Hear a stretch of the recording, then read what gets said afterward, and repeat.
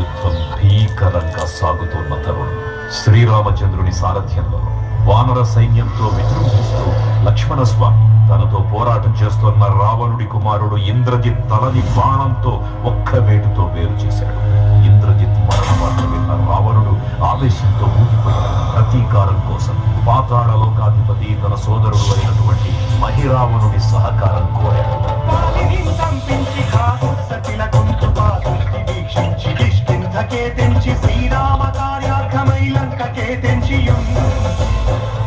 ఆ జీవి మకరధ్వజుడు అనే తన పుత్రుడు మహాసముద్రాన్ని దాటుతుందని నీటిలో పడ్డన స్వేదవిందు ఒక మొసలి గ్రహించడం వల్ల జన్మించాడని